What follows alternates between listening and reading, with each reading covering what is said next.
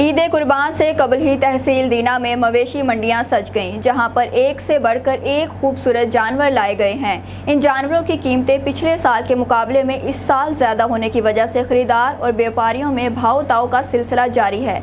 इस हवाले से मज़ीद तफसीलात जानते हैं जुल्फ़िकार कियानी से।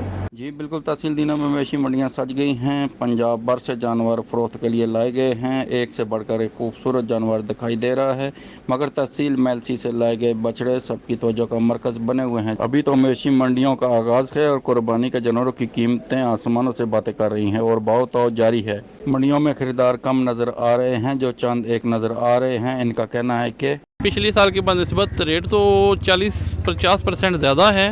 अभी तक तो ख़रीदारी नहीं हो रही, गाहक भी ना होने के बराबर हैं। हाँ, शायद चांद निकलने के बाद कोई रेट में कमी आए तो कोई ख़रीदारी मुमकिन हो सके।